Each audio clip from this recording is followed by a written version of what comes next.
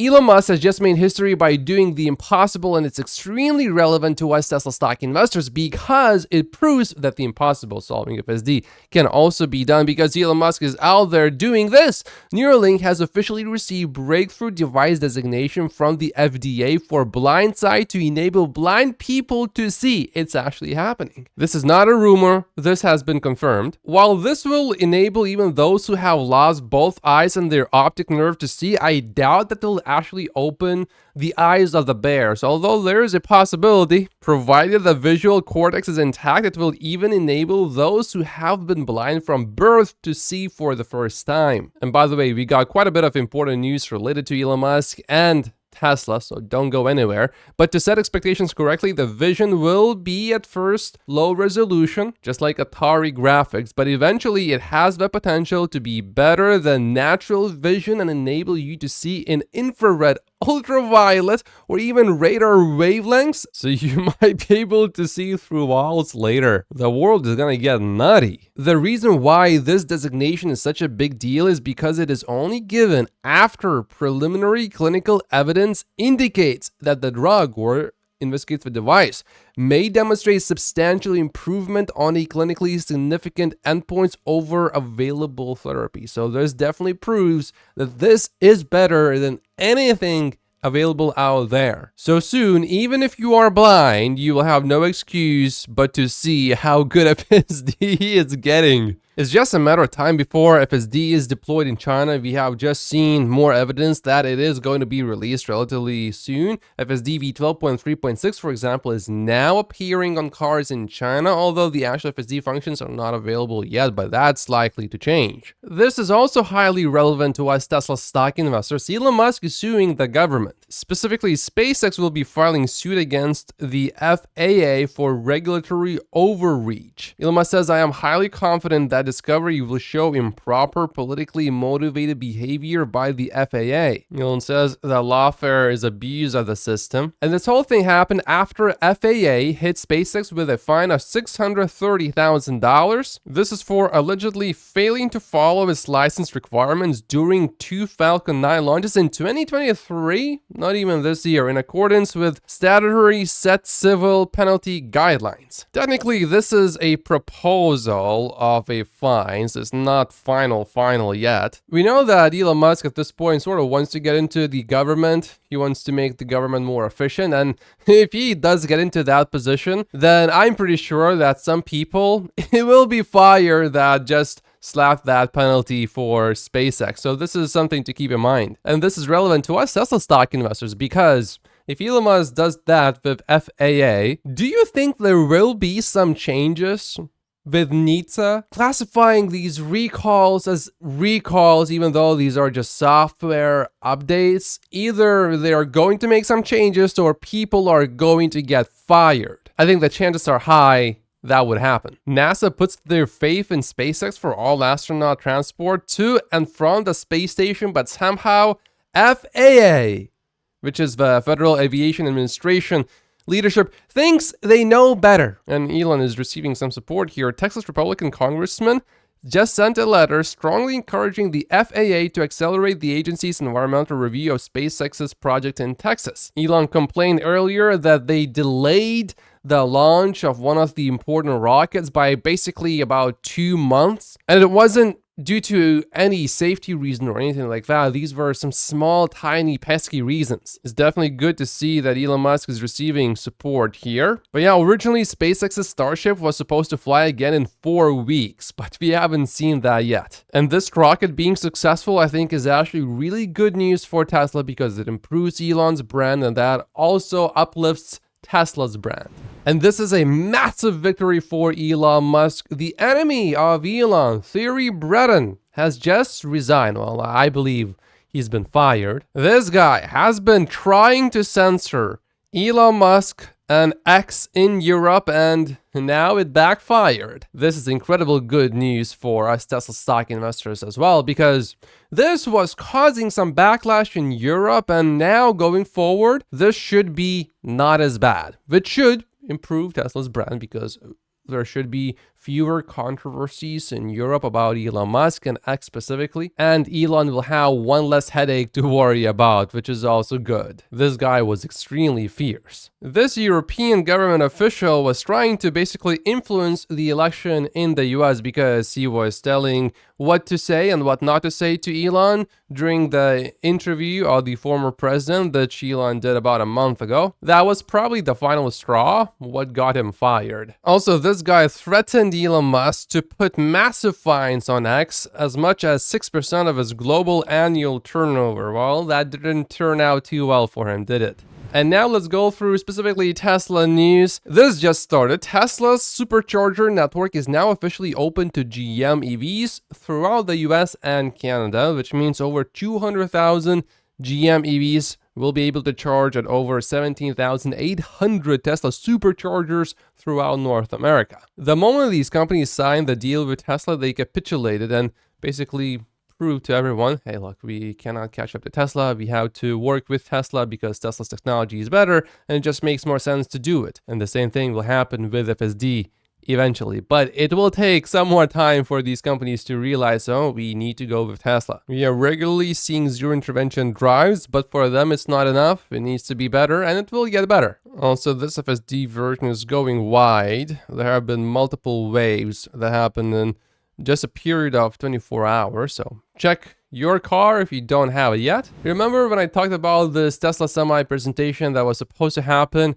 in the second half of September? Well, now it happened, and here's what we found out about the Semi and Tesla. So this event was in Germany, and Tesla had a full booth. Semi charger is next to the truck as well, as you can see here, and Dan Priestley, who is in charge of the Tesla Semi, he shared a whole talk about the whole thing. Also, we know that Tesla recently posted a new job listing to help bring the Tesla Semi to Europe, if you remember that. There were also test drives.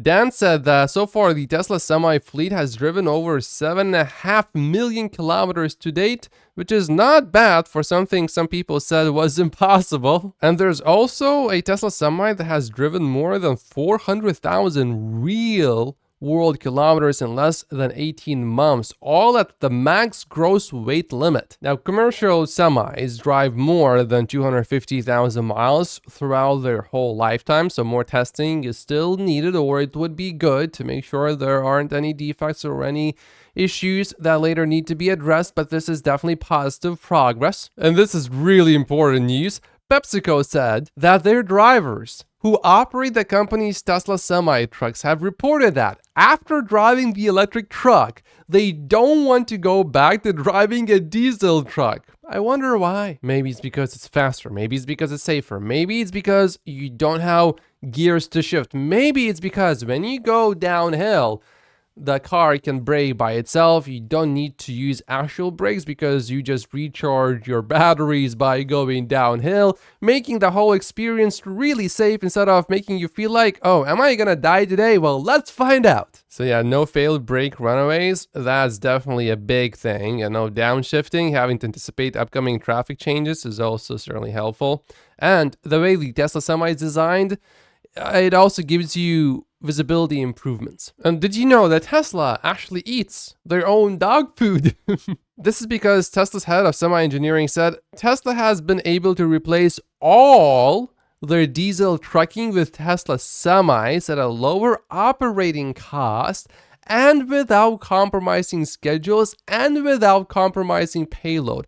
Efficiency is key. This is a game changer. Tesla, of course, is a massive company that produces a lot of vehicles, so it's a major, big company.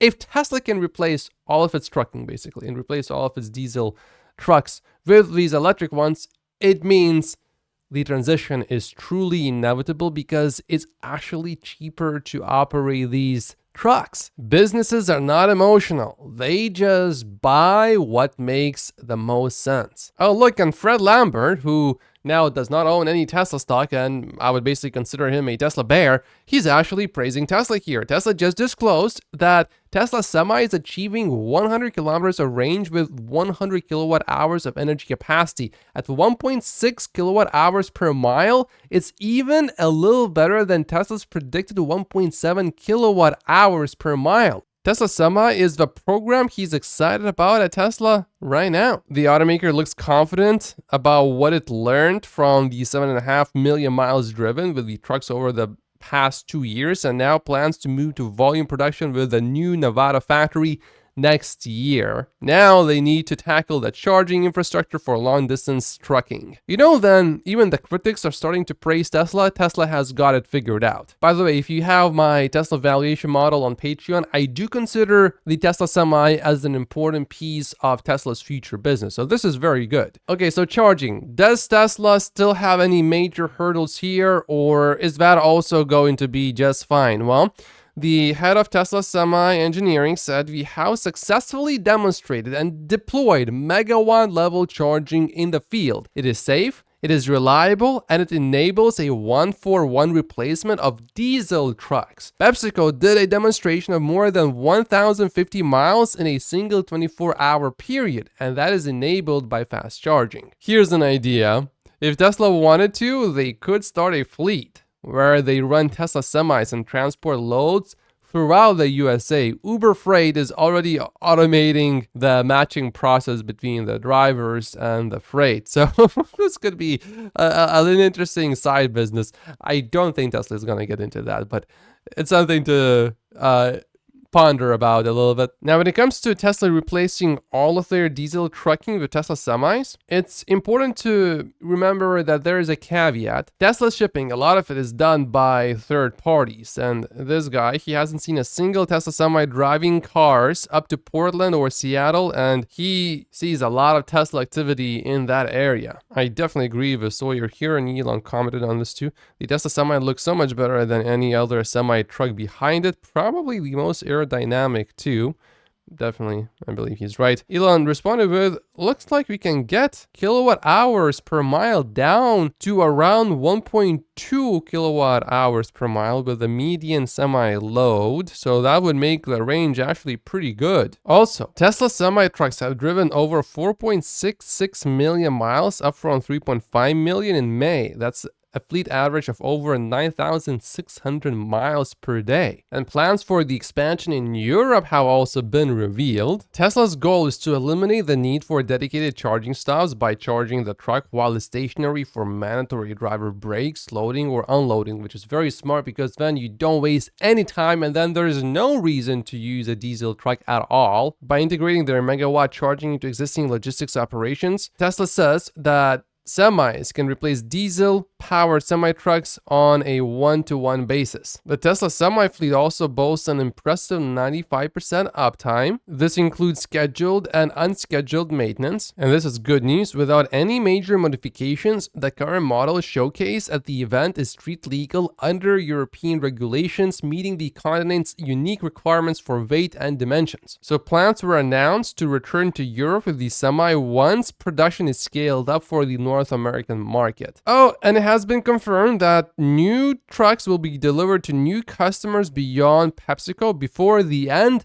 of this year. And currently the plan is to ramp semi production to 50,000 per year by 2026. PepsiCo has revealed that they now have 89 Tesla semis in their fleet. Here's some news that's gonna make you think a little bit. Morgan Stanley's Adam Jonas has released a new Tesla note. Think of this. Is Ford going to potentially fund Tesla's AI data center growth? Ford has disclosed it has accumulated firm commitments to purchase approximately $4 billion of zero-emission vehicle credits to help maintain fleet compliance on CO2 emissions globally in the years ahead. Morgan Stanley's estimates are, given Tesla's share of the markets where Ford participates, that as much as 50% of these credits would be potentially purchased directly from Tesla. And Tesla disclosed at the end of Q2 2024 that it had $2.5 billion of AI infrastructure. Morgan Stanley also believes that Tesla's capability in distributed energy generation, solar, and storage, so Powerwall and Megapack,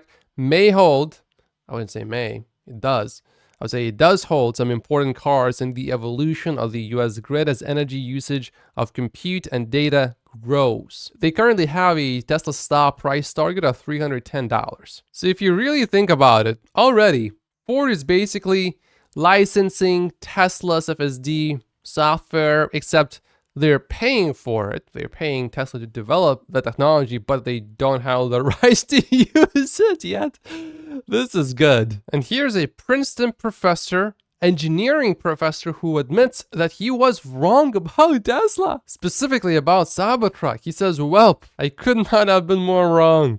Not only has the Lightning or R1T not outsold the Cybertrucks as I predicted last year, but in July, sales of the Cybertruck Foundation series, priced at $100,000, nearly matched all other EV trucks combined. This is one of the first signs of critics admitting that they were wrong, and we will see a lot more of those about the Cybertruck, and then eventually, of course, FSD as well. So the Cybertruck is outselling all these EV trucks, and also one truck that's not on this list of about 4 or 5 EV trucks is Nikola Badger.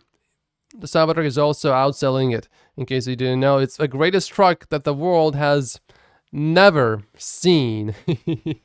Their stock is now down 99.735%. I remember around this time, it surged quite 50% very quickly, and people were talking about Nikola coming back, and if you bought even a year right before the surge right now, you're losing a lot of money, 70% of your money to be precise. The limiting factor is asking, is there any other $100,000 plus vehicle in the world that's selling as many units as the Cybertruck? The run rate is already pretty decent, so obviously it's a total flop for the bears. Their thesis flopped again. And did you know that the Cybertruck has now outsold the Hummer H2's best year? Best year. Not a novelty vehicle. It's not the new Hummer. Cybertruck is now a hit indeed. It's confirmed. Do you remember all of the things that they said about the Cybertruck? It's too ugly, it's too big, it's too heavy, it's just a concept, it's just a distraction, it's just a show truck. It can't be used for real work. It will never go into production. It can't ever be mass produced.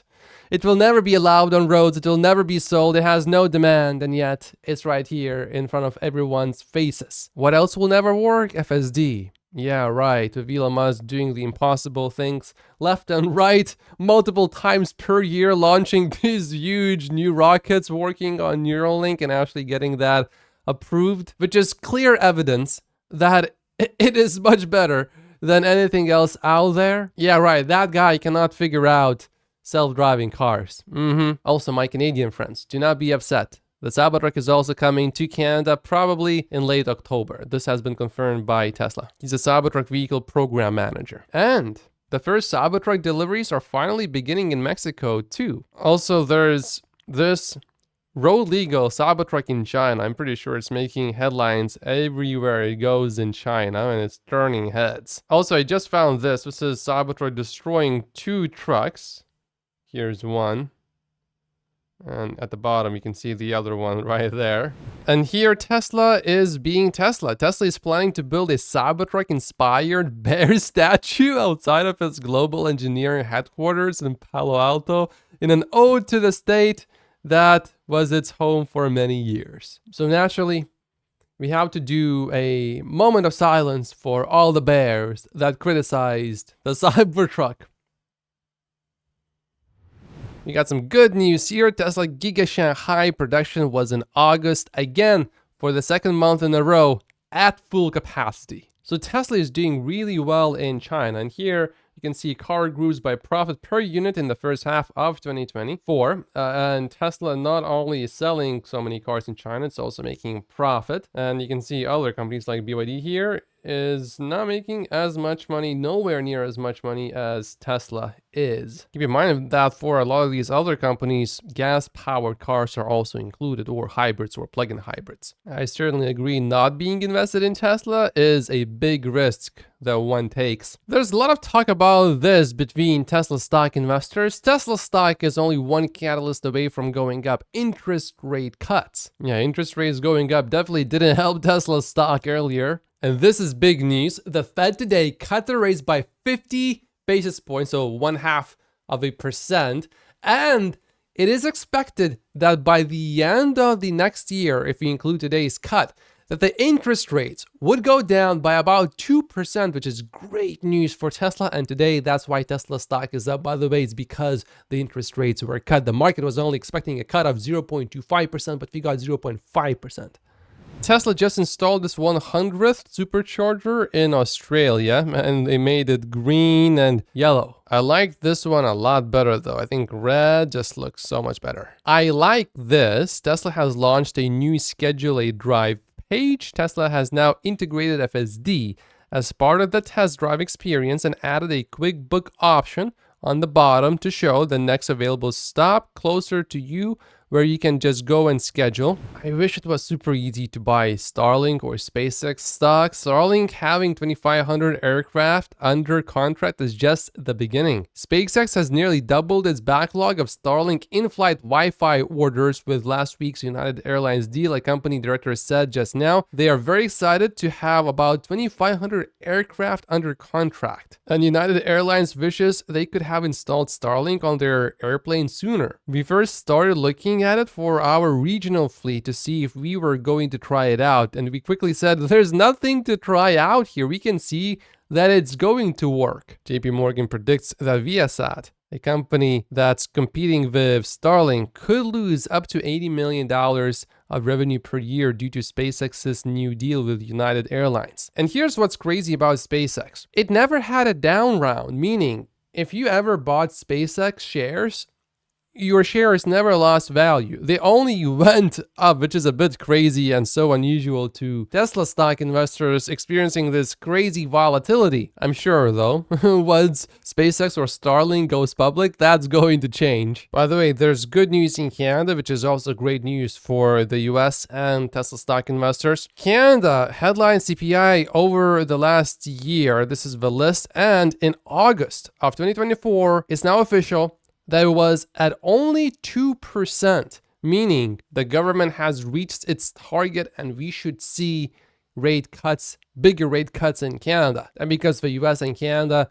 these two countries are so connected financially, we should see similar things in the US too. And if over the next 12 months we see big rate cuts, that should only be really good for Tesla. Also, check this out. X Payments money transmitter license for California. I wish it was also easy to buy X stock, but it's not. Earlier this year, Fidelity marked down their X holdings, and they basically said that they are worth 71% less since the acquisition, and PayPal is worth about $73 billion right now, the market cap, and Elon co-founded PayPal. So if all Elon does is just beat PayPal, that alone, based on Fidelity's numbers here, should at least 5x the current value of X. Too bad you cannot buy X shares on a stock exchange that's available to everyone. But yeah, SpaceX and Starlink, it has such a good competitive advantage. The reason Starlink is the only high global bandwidth internet system of any kind,